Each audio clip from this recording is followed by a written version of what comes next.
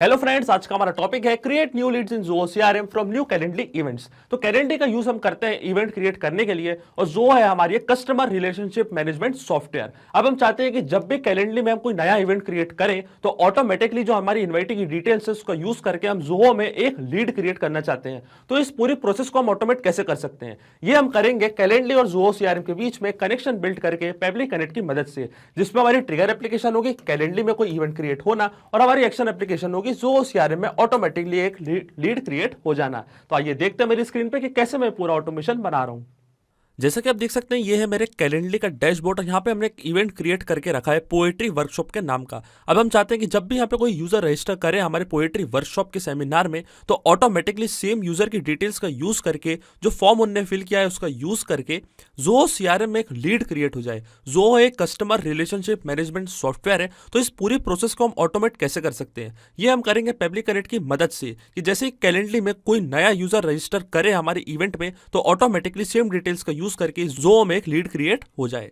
तो चलते हैं पेबली कनेक्ट पे, और आप देख सकते हैं यह है पेबली कनेक्ट का डैशबोर्ड। पेबली एक बहुत ही अमेजिंग सॉफ्टवेयर है जहां आप मल्टीपल एप्लीकेशंस को कनेक्ट या इंटीग्रेट कर सकते हैं। पेबली कनेक्ट के डैशबोर्ड पे आते ही आपको जाना है राइट हैंड साइड पे, क्लिक करना है क्रिएट वर्क फ्लो पे। इसके बाद आपके सामने एक डायलॉग बॉक्स अपेयर होगा, इसमें हमसे पूछेगा इस वर्क फ्लो को एक नाम देने के लिए। तो मैं इसको नाम दूंगा create new leads in Zoho CRM from new Calendly events. आप अपने रिक्वायरमेंट के हिसाब से इसे कोई और भी नाम दे सकते हैं। क्लिक करेंगे हम क्रिएट पे। क्रिएट पे क्लिक करते ही हमारे सामने ओपन होंगी ये दो इंपॉर्टेंट विंडोज। इनको हम कहते हैं ट्रिगर एंड एक्शन। बेसिकली ये जो पूरा हमारा ऑटोमेशन है, ये इन दो प्रिंसिपल या कॉन्सेप्ट्स पर ही बेस्ड होता है। अगर इनकी डेफिनेशन की बात करें तो ट्रिगर कहता है व्हेन दिस हैपन, मतलब जब ऐसा हो। तो एक्शन कहता है डू दिस, मतलब ऐसा कर दो। तो आज की हमारी ट्रिगर एप्लीकेशन क्या होगी? आज की हमारी ट्रिगर एप्लीकेशन होगी कैलेंडर में जैसे कोई नया यूजर रजिस्टर करता है या कोई इनवाइटी क्रिएट होता है, तो ऑटोमेटिकली सेम डिटेल्स का यूज करके एक्शन, मतलब ज़ोहो सीआरएम में एक लीड क्रिएट हो जाए, वो भी सेम डिटेल्स का यूज करके। तो सबसे पहले हम हमारी ट्रिगर एप्लीकेशन चूज करेंगे जो होगी कैलेंडली। ये है हमारी ट्रिगर एप्लीकेशन, और ट्रिगर इवेंट पे हमको सिलेक्ट करना है इनवाइटी क्रिएटेड यूजर, मतलब जैसे कोई इनवाइटी क्रिएट हो हमारे कैलेंडर के अकाउंट पे, तो ऑटोमेटिकली ज़ोहो सीआरएम में एक लीड क्रिएट हो जाए। कनेक्ट करेंगे हम हमारे कैलेंडर के अकाउंट को पेबली कनेक्ट से। ऐड न्यू कनेक्शन पे हमको जाना है और कैलेंडर के अकाउंट को कनेक्ट करना है पेबली कनेक्ट से।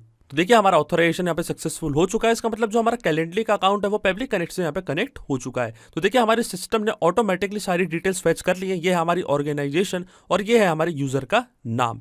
अब जैसे ही मैं क्लिक करूंगा save and send test request पे, तो आप देखेंगे जो भी यूजर कैलेंडली में हमारे इवेंट में रजिस्टर करेगा, तो ऑटोमेटिकली उसकी जो डिटेल्स है वो पेबली कनेक्ट के पास कैप्चर हो जाएंगी। तो क्लिक करते हैं save and send test request पे, तो यहाँ पे लिखा आ रहा है वेटिंग फॉर रिस्पॉन्स। अब हम चलेंगे हमारे कैलेंडली के अकाउंट पे, और ये जो पोएट्री वर्कशॉप करके जो हमने इवेंट क्रिएट किया था, इसको हम फिल करते हैं कुछ डमी डिटेल्स के साथ, और फिल करते हैं हम देखेंगे कि जो भी डिटेल्स हम भरेंगे ऑटोमेटिकली वो सारी डिटेल्स पेबली कनेक्ट के पास कैप्चर हो जाएंगी। तो ओपन करते हैं ये इवेंट क्रिएशन फॉर्म, और जाना है हमको शेयर पे, कॉपी करना है ये लिंक, न्यू टैब पे इस लिंक को करना है हमको पेस्ट। पेस्ट करते ही इस लिंक को हमको करना है ओपन, और आप देखेंगे ये जो पोएट्री वर्कशॉप है ये हमारे सामने ओपन हो जाएगा, जो इवेंट है ये हमारे सामने ओपन हो जाएगा। अब हम यहाँ से सिलेक्ट करते हैं कोई हमारा स्लॉट। तो मान लीजिए मैं सिलेक्ट करता हूँ 22 मार्च 2023 वेडनेसडे का दिन, और टाइम में सिलेक्ट करता हूँ स्लॉट 11 AM का। क्लिक करेंगे हम कंफर्म पे, तो देखिए यहाँ पे हमारा इवेंट क्रिएट हो चुका है 11 AM से 12 PM के बीच में, वेडनेसडे 22 मार्च 2023।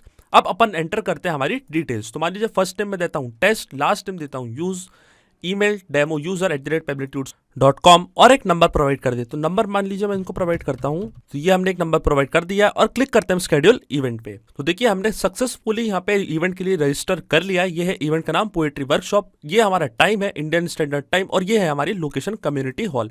यहाँ लिखा है a confirmation has been sent to your email address, मतलब हमने सक्सेसफुली इस इवेंट के लिए रजिस्टर कर लिया है। अब चलते हैं पब्लिक कनेक्ट पे, और वहां पे हम चेक करेंगे कि क्या यहाँ पे जो डिटेल्स हमने फिल करी है वो वहां पे फैच हो रही है या नहीं। तो चलते हैं पब्लिक कनेक्ट पे, और अब देख सकते हैं यहाँ पे हमको एपीआई रिस्पॉन्स रिसीव हो चुका है।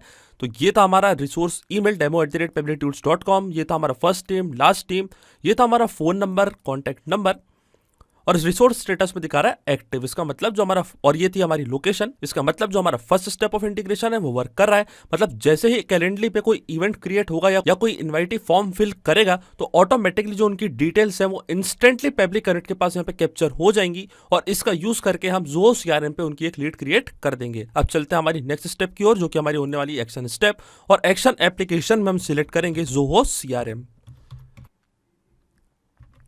एक्शन इवेंट पर हमको सिलेक्ट करना है क्रिएट अ लीड, क्योंकि हम चाहते हैं कि करेंटली में जो भी यूजर रजिस्टर कर रहा है उनकी डिटेल्स का यूज करके हम ज़ोहो सीआरएम में एक लीड क्रिएट करना चाहते हैं। इसलिए एक्शन इवेंट पर हमने सिलेक्ट करा है क्रिएट लीड और कनेक्ट करेंगे हम हमारे ज़ोहो सीआरएम के अकाउंट को पब्लिक कनेक्ट से। तो जाना है हमको ऐड न्यू कनेक्शन पे और क्लिक करना है कनेक्ट विद ज़ोहो सीआरएम। इसके बाद ये हमसे मांगेगा डोमेन नेम। तो डोमेन नेम हमको कहाँ से मिलेगा, तो चलते हैं हमारे ज़ोहो सीआरएम के अकाउंट पे। तो देखिए ये है हमारा डोमेन नेम zoho.in, ये है हमारा डोमेन नेम। तो जाएंगे पब्लिक कनेक्ट पे, ज़ोहो इन को करेंगे कॉपी और कर देंगे इसको यहाँ पे हम पेस्ट। क्लिक करेंगे हम सेव पे। इसके बाद हमको एक्सेस देनी है पब्लिक कनेक्ट से कनेक्ट करने के लिए, क्लिक करेंगे हम एक्सेप्ट पे और ज़ोहो सीआरएम का अकाउंट भी यहाँ पे हमारा पब्लिक कनेक्ट से कनेक्ट हो चुका है। तो देखिए इसके बाद हमारे सामने आती है following fields like company, first name, last name, designation, email. तो ये बहुत सारी फील्ड्स है, यहाँ पे हमको केवल फिल करनी है मैंडेटरी फील्ड्स। तो सबसे पहले आता है हमारा कंपनी। तो यहाँ पे हम यूज करेंगे मैपिंग का। मैपिंग का मतलब क्या होता है, मैपिंग का मतलब ये होता है कि जो रिस्पॉन्स हमको ट्रिगर एप्लीकेशन में मिला था, लाइक ये जो रिस्पॉन्स हमको ट्रिगर एप्लीकेशन में मिला था, ये सारे रिस्पॉन्सेज, इनका यूज हम यहाँ पे कर लेंगे, वो भी विदाउट मैनुअली टाइप करके। इस प्रोसेस को हम कहते हैं मैपिंग। अब मैं आपको बताता हूँ मैपिंग कैसे की जाती है। जैसे आप यहाँ पे क्लिक करेंगे तो यहाँ पे लिखा आ रहा है कैलेंडली, जो कि हमारी प्रीवियस स्टेप थी या जो हमारी ट्रिगर एप्लीकेशन थी। तो यहाँ पे लिखा है insert data from previous step, मतलब जो प्रीवियस स्टेप में हमको डेटा मिला था उसका यूज हमको यहाँ पे करना है, वो भी हम विदाउट मैनुअली टाइप करके उसका यूज करेंगे। तो देखिए कैलेंडली इवेंट क्रिएटेड यूजर, ये हमारी ट्रिगर एप्लीकेशन थी, हमारा ट्रिगर इवेंट था। इसके ड्रॉप डाउन पे हमको क्लिक करना है और यहाँ से हमको मैप कर देना है डेटा। तो सबसे पहला था कंपनी, तो इसमें हम डालेंगे पोएट्री वर्कशॉप। तो ये हमारा कंपनी। इसके बाद आती है हमारी ओनर आईडी। तो ज़ोहो सीआरएम की जो ओनर आईडी है वो ऑटोमेटिकली यहाँ पे सिलेक्ट हो चुकी है। फिर आता हमारा फर्स्ट नेम, तो फर्स्ट नेम था हमारा टेस्ट, लास्ट नेम था हमारा यूज, तो ये था हमारा लास्ट नेम। इसके बाद आता हमारा ईमेल एड्रेस, तो ईमेल एड्रेस भी हम कर देंगे यहाँ से मैप। तो ये था हमारा ईमेल एड्रेस demoUser@pabilitytudes.com। फिर आता हमारा फोन नंबर, तो फोन नंबर भी हम कर देंगे मैप। तो ये था हमारा फोन नंबर। इसके बाद fax, mobile, website, lead source, lead status, ये सारी जो फील्ड्स हैं मैंडेटरी नहीं है। एनुअल रेवेन्यू वाली फील्ड मैंडेटरी है, पर एनुअल रेवेन्यू की फील्ड हमने कैलेंडली में से कोई क्रिएट नहीं करी थी, तो इसमें हम मैनुअली टाइप कर देंगे 0, क्योंकि ये रिक्वायर्ड फील्ड है। इसके बाद आता है हमारा डिस्क्रिप्शन। तो डिस्क्रिप्शन में हम मैप कर देंगे हमारी लोकेशन। तो लोकेशन थी हमारी कम्युनिटी हॉल। तो ये सारी डिटेल्स यहाँ पे हमने कर दी हैं मैप।